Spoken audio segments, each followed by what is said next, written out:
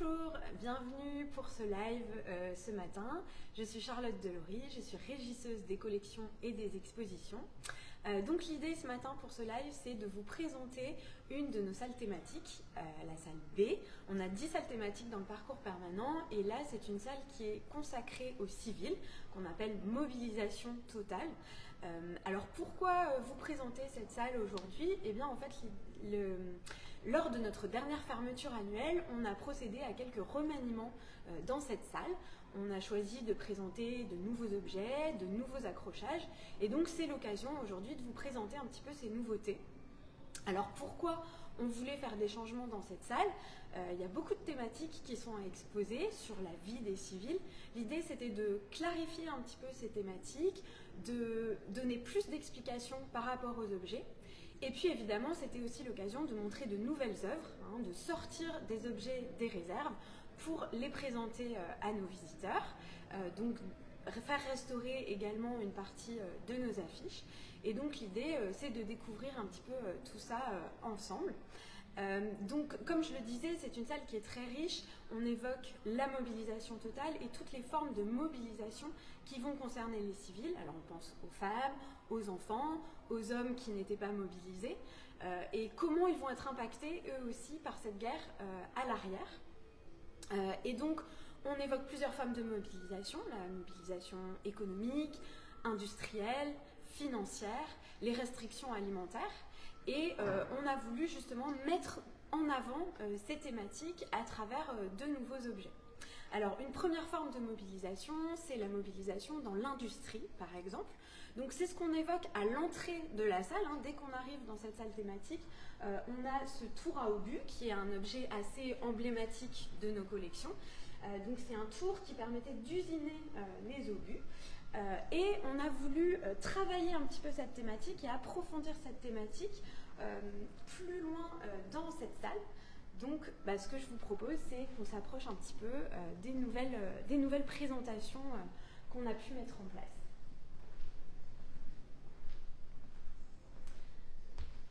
Alors, je voulais commencer par cette affiche, qui de prime abord paraît peut-être un peu aride, mais qui est un document très intéressant. C'est donc les instructions sur l'emploi d'ouvriers mobilisés affectés aux usines de guerre. Alors comme ça paraît un peu compliqué, mais en fait, ce qu'il faut se dire, c'est qu'évidemment, en 1914, on a l'idée d'une guerre courte, mais dès que la guerre va se prolonger, il va falloir réorganiser le travail, réorganiser l'industrie, notamment pour produire de l'armement, des munitions, de la poudre, et donc on manque de main-d'œuvre. Les hommes sont mobilisés au front, donc on va rappeler en fait des hommes, des combattants, des soldats, pour qu'ils reviennent travailler dans les usines. C'est à peu près 500 000 hommes à partir de 1915 qui reviennent effectivement pour travailler dans les usines. Et donc, comme l'évoque cette affiche, ça reste des militaires. Ce sont des soldats qui sont en fait sont autorisés à circuler en civil et qui vont travailler comme des ouvriers. Donc, à côté de cette affiche, on a voulu évoquer également ces ouvriers avec ces brassards. Donc là, ce que vous voyez, c'est 2 brassards textiles qui ont été mis sur des supports sur mesure. Et vous voyez un brassard notamment, l'un avec une grenade découpée, l'autre avec le P, qui est le P de poudre en fait. Et donc c'était effectivement des brassards pour des ouvriers détachés, des militaires détachés dans les poudreries nationales. Donc ça permettait aussi de les identifier et de pouvoir circuler une fois qu'on arborait ce brassard. Alors, on rappelle des combattants du front, mais on a encore besoin de main-d'œuvre. Évidemment, quand on pense à la Première Guerre mondiale, on pense aussi à la main-d'œuvre féminine. On sait que le travail va se féminiser dans l'industrie au moment de la guerre. C'est ce qu'on a voulu évoquer avec un autre objet qui se trouve pas très loin. Et donc c'est une revue, la revue La Baïonnette, qui a également été restaurée pour l'occasion. Donc La Baïonnette est une revue qui a fait sa couverture en montrant effectivement une femme en tenue de travail dans ce qu'on suppose être une usine. C'est titré Les usines de guerre. Donc on sait qu'effectivement le travail va se féminiser et que celles qu'on va appeler les munitionnettes, les tourneuses d'obus, vont un petit peu imprégner l'imagerie populaire. Là, c'est le cas. Alors, évidemment, La Baïonnette, c'est une revue qui nous propose une vision très édulcorée et un petit peu enjolivée de ce que pouvait être le travail à l'usine. Néanmoins, on voit effectivement que ça imprègne en tout cas les journaux, la presse, et qu'on s'habitue quelque part aussi à voir des femmes travailler dans les usines d'armement et dans les usines de guerre. Elles vont représenter à peu près, à partir de 1915, un tiers de la main-d'œuvre dans les usines d'armement. Juste au-dessus, on a un autre document qui est très intéressant, qui là, c'est pareil, est sorti des réserves pour l'occasion. Parce que, encore une fois, on cherche de la main-d'œuvre. Alors, la France va faire appel à des travailleurs coloniaux ou des travailleurs étrangers. Et donc là, c'est une carte d'identité et de circulation pour travailleurs coloniaux et étrangers. Donc, les travailleurs qui viennent des colonies, c'est à peu près 200 000 hommes. Là, en l'occurrence, c'est un travailleur espagnol, parce qu'on va chercher aussi dans les pays étrangers, je le disais, les pays limitrophes.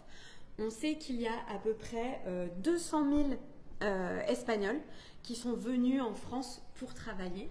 Et là, c'est toujours assez émouvant parce que forcément, on a le nom de la personne avec ce document. Donc, c'était Sébastien Martinez Alvarez, qui avait 50 ans quand il arrive en France et qui va venir aussi travailler. Alors, ça pouvait être dans les usines, ça pouvait aussi être dans les champs, dans les ports, en tout cas dans tous les domaines où on avait besoin effectivement de main-d'œuvre pendant que beaucoup d'hommes étaient partis au front. Donc voilà pour cette réorganisation du travail. On a voulu aussi décentrer un petit peu le propos avec une affiche qui se trouve juste à côté, qui est une affiche américaine cette fois-ci, et qui est, alors vous voyez là, c'est une affiche que je trouve très belle, les couleurs sont très éclatantes, c'est pareil, elle a été restaurée, montée pour l'occasion. Et donc, elle évoque la construction de bateaux. Ce qu'on voit, c'est effectivement la construction de bateaux aux États-Unis. Donc, cette affiche date de 1918, On the Job for Victory, donc au travail pour la victoire, et elle est éditée par la Emergency Fleet Corporation, donc qui est une organisation américaine qui est créée en avril 1917, au moment de l'entrée en guerre des États-Unis. Et évidemment, un des premiers objectifs, ça va être de construire des bateaux pour transporter les troupes. Donc, cette organisation va avoir pour rôle d'encourager pour recruter de la main-d'œuvre pour construire ces bateaux. Et là, c'est très bien évoqué à travers cette image. Donc, on mobilise par le travail. Encore une fois, une mobilisation totale, c'est aussi une mobilisation financière qu'on va demander aux populations civiles. La guerre coûte cher, l'État cherche de l'argent et va organiser des emprunts nationaux, les emprunts de la défense nationale. Alors ça, c'est commun à peu près tous les pays belligérants, c'est pas seulement en France, mais ça va rythmer un petit peu la vie des civils parce que chaque année, finalement, on lance une grande collecte où on demande à la population de souscrire des bons d'emprunt. Et pour ça, il va y avoir des grandes campagnes d'affichage. On l'a déjà évoqué à travers les affiches américaines, mais là, en l'occurrence, on présente des affiches françaises. Et c'est le mur du fond de cette salle. Donc, vous pouvez découvrir cet ensemble d'affiches. Alors, au départ, à l'origine, c'était des facsimilés. Et nous, c'est vrai qu'on a fait le choix, quand on a décidé de remanier la salle, d'enlever les facsimilés et de présenter des originaux. C'est vraiment une démarche qu'on fait maintenant de plus en plus dans l'idée de présenter, de présenter aux visiteurs des objets authentiques qui datent vraiment de la Première Guerre mondiale et surtout, ça nous donne la possibilité de montrer des affiches qui jusque-là étaient conservées en réserve et de renouveler régulièrement les accrochages dans le parcours, puisque l'idée, comme ce sont des objets qui sont sensibles à la lumière, c'est pour ça qu'on ne les éclaire pas trop fort, L'idée, c'est que chaque année, à chaque fermeture annuelle, on va procéder à de nouveaux accrochages. On fera une nouvelle sélection et vous pourrez très régulièrement aussi découvrir de nouvelles images dans cette salle. Alors, les grands cadres, c'est les affiches françaises. On a voulu une approche un petit peu chronologique, c'est-à-dire qu'à partir de 1915, c'est le premier emprunt de la défense nationale, et ensuite ça va se poursuivre chaque année, et même jusqu'après la guerre, puisqu'on va 1919, 1920, on a aussi des emprunts pour la reconstruction, hein, donc ça continue après 1918. Et on a voulu mixer un petit peu avec des affiches d'autres pays belligérants, notamment des affiches allemandes, mais pas que. On a aussi une affiche canadienne pour montrer que c'est vraiment un phénomène qui touche tous les pays finalement qui entrent en guerre. Dans tous les pays, l'État cherche à financer la guerre, hein, et s'appuie sur sa population civile. Alors je me suis placée à côté de cette affiche qui est probablement une des plus connues, des affiches françaises en tout cas les plus connues de la Première Guerre mondiale. C'est l'affiche du deuxième emprunt de la défense nationale, donc elle date de 1916. Elle a été dessinée par Abel Fèvre, qui est un dessinateur illustrateur de renom, hein, à l'époque. Elle a été éditée à 200 000 exemplaires. Donc elle a été très largement diffusée. Je trouve qu'elle est intéressante. Enfin, on a ce jeune soldat, hein, qui est vraiment l'incarnation de la jeunesse, d'une certaine fougue aussi, qui crie « on les aura », qui était vraiment une injonction, enfin un leitmotiv un petit peu dans les discours militaires de l'époque aussi. Alors on voit quand même qu'on n'est plus tout à fait au début de la guerre. Il a déjà son uniforme bleu horizon, son casque, Adrien. Néanmoins, il incarne encore, voilà, ce dynamisme, cet élan qui est un petit peu, qui paraît maintenant un petit peu voilà, utopique, mais en tout cas, il incarne ce dynamisme de la jeunesse qui veut vaincre. Je vais vous montrer également une deuxième affiche française qui se trouve pas très loin. Donc là, on a effectivement encore une fois une affiche d'un emprunt national. Là, on est sur le 4e emprunt national, donc on est en 1918.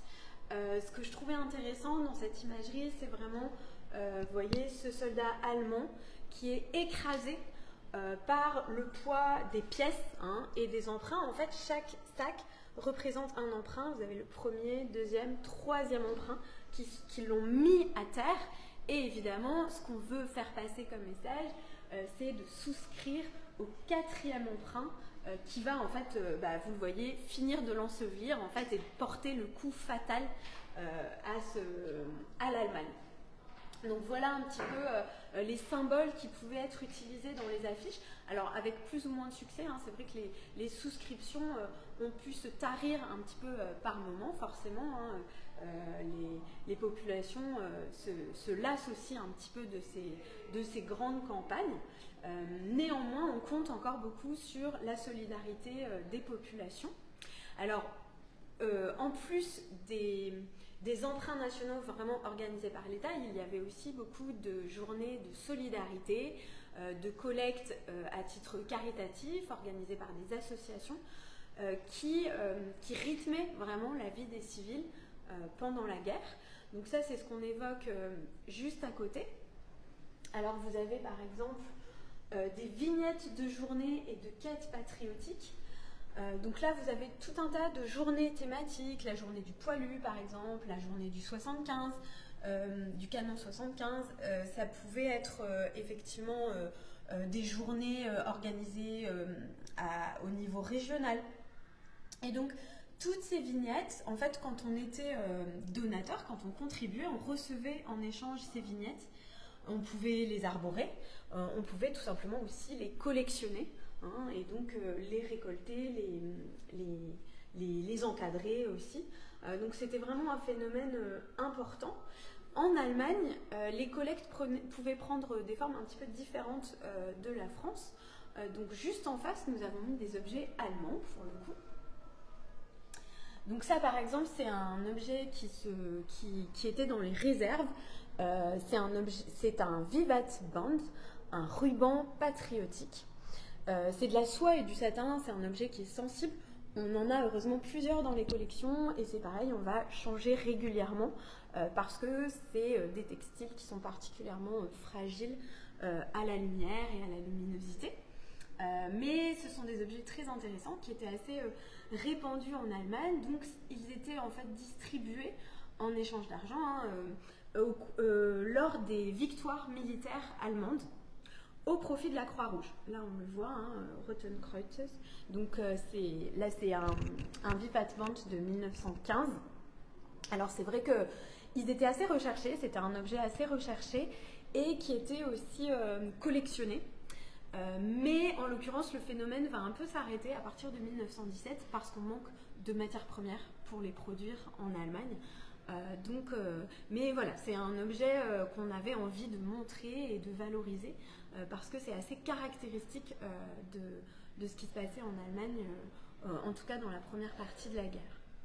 Alors juste au-dessus de moi se trouve un autre objet également qui montre ces phénomènes de solidarité, on va dire, qui se passaient en Allemagne. Donc là, c'est un panneau qui représente une croix de fer. Donc c'est un panneau en bois et ce sont des clous en fait qui ont été cloués à l'intérieur de ce panneau qui forment un motif, une inscription. Et en fait, c'était donc pareil lors de collecte, le souscripteur achetait en fait des clous en fer. Et il avait ensuite la possibilité de venir clouer dans le panneau les clous qu'il avait achetés pour former un motif et une inscription. Donc ça c'est vraiment des objets, pour le coup, il n'y a pas d'équivalent français, c'est vraiment caractéristique des collectes en Allemagne. Alors, une autre forme, j'allais dire de mobilisation, mais c'est plutôt, on va dire, quelque chose qui va marquer la vie des civils, le quotidien des civils pendant toute la guerre, c'est les restrictions alimentaires, les restrictions de matières premières aussi. Donc on va se déplacer un petit peu pour aller voir tout ça. On a vraiment eu la volonté de montrer de nouveaux objets liés à cette thématique, d'en mettre un petit peu plus parce que ça nous semblait important. On avait aussi beaucoup d'objets en réserve qui nous semblaient intéressants sur ce thème. Donc là, c'est vraiment des objets un petit peu inédits. Alors les chaussures étaient déjà présentes, mais on a choisi de les présenter différemment. Donc là, vous avez des objets qui évoquent vraiment les restrictions alimentaires, les pénuries, qui vont surtout avoir lieu à partir de 1917. Et donc, on a choisi de présenter des cartes individuelles d'alimentation. Donc là, vous avez les cartes françaises. Donc, en fait, effectivement, à partir de 1917, on va réglementer l'accès aux ressources. On pense notamment à des coupons de sucre, mais aussi des coupons de pain, des coupons de charbon. Donc ça touche à la fois les denrées alimentaires, mais aussi le charbon, parce que effectivement, ce sont des denrées qui deviennent rares. Les prix augmentent et l'État veut vraiment réglementer l'accès à ces ressources, éviter les émeutes, les insatisfactions, et que tout le monde ait un accès en fait garanti à ces ressources. Donc, comment ça se passe? Ce sont des petits coupons et chaque jour, on peut aller au magasin pour échanger un coupon contre une ration et une quantité déterminée. Les quantités dépendaient de l'âge, du nombre de membres de la famille, etc. Et donc, on a la même chose en Allemagne. Vous avez ici donc les Lebensmittelkarte, donc les cartes d'alimentation allemandes avec des coupons pour le pain, mais aussi pour pouvoir se procurer des pâtes, de la semoule. Donc voilà, ça montre quand même aussi que forcément, plus la guerre dure, plus le quotidien va aussi devenir difficile pour les civils, il va falloir se restreindre et l'accès aux ressources devient plus compliqué. Alors, en Allemagne, en Autriche, ces problématiques sont plus, on va dire, prégnantes parce que l'Allemagne et l'Autriche sont à la fois encerclées, un petit peu dans leur position géographique, Et aussi, s'est mis en place dès 1914 un blocus maritime, mis en place par la France, par l'Angleterre, qui empêche véritablement les empires centraux d'importer des ressources. Donc forcément, les ressources vont venir à manquer. Donc on pense aux ressources alimentaires, ils ne peuvent plus importer, mais aussi à des ressources qui sont très importantes pour l'industrie de l'armement, les métaux, notamment le cuivre. Et donc, on va solliciter également les populations civiles pour donner leurs objets en cuivre, leurs casseroles en cuivre notamment. Et en échange, quand on donnait ces casseroles en cuivre, on recevait par exemple ce type d'objet. Donc là, vous avez une poêle qui est en fer en fait. Et l'inscription sur le pourtour explique vraiment j'ai donné du cuivre pour du fer. Et donc, c'est vraiment un objet qui est symbolique aussi du sacrifice que l'on fait. On le reçoit et ça reste un souvenir. C'est un petit peu le même principe avec la médaille qui se trouve juste à côté. Donc, voilà un petit peu pour les difficultés qui vont toucher les civils au quotidien. En Allemagne, on a aussi cet objet très surprenant, alors qui n'est pas nouveau dans nos collections, qui était déjà présenté, mais qui reste néanmoins assez emblématique. Ce sont des chaussures en fibre de papier, une paire de chaussures. Alors ça paraît surprenant, mais en fait, le cuir manque terriblement au bout d'un moment. Et donc, on va effectivement trouver des solutions, des ersatz, ce qu'on va appeler les ersatz, pour continuer tout simplement à pouvoir se chausser. Donc, pour terminer cette petite présentation, j'avais envie de revenir sur une affiche qui est présentée dans cette salle, alors qui était présentée, là en l'occurrence il s'agit d'un fac-similé, mais qu'on a choisi, pareil, de mettre en valeur différemment. Donc c'est une affiche américaine qui représente 3 femmes dans un champ en train de tirer une herse pour retourner la terre. C'est une affiche qui est devenue très célèbre, qui fait partie de l'imagerie vraiment qui montre les femmes au travail dans les champs, en l'absence des hommes, en l'absence des animaux. Et là, on a voulu la mettre en regard de l'image qui l'a inspirée. C'est rare pour une affiche d'avoir véritablement l'image d'origine, mais là, en l'occurrence, c'est une photographie de Tournassou, Jean-Baptiste Tournassou, qui a inspiré cette affiche. Et donc, alors Tournassou, c'était un militaire de carrière, mais il se consacrait déjà à la photographie avant la guerre. Et alors, il a vraiment un talent pour la mise en scène, pour les éclairages un peu dramatiques. Il montre 3 femmes, on ne voit pas leur visage. Elles sont très isolées dans ce champ. Il y a quelque chose de très dramatique dans la mise en scène, qui va être repris du coup par la propagande américaine, canadienne, mais qui donne vraiment une image... même si évidemment l'image est assez peu réaliste, il y a une vraie mise en scène là derrière, néanmoins je pense que ça symbolise, c'est une image qui est restée parce qu'elle a symbolisé très fortement l'engagement et le sacrifice des civils à l'arrière pendant cette Première Guerre mondiale. Donc c'est évidemment toutes les thématiques qu'évoque cette salle. Alors c'était une courte présentation, il reste encore beaucoup de choses à voir dans cette salle que j'ai pas pu vous montrer. Je vous invite évidemment à venir découvrir au musée tous les objets qu'on présente, les nombreuses affiches françaises, allemandes, et j'espère que ça vous a plu. N'hésitez pas si vous avez des questions. En tout cas, je vous invite à venir au musée, découvrir, redécouvrir toutes les collections.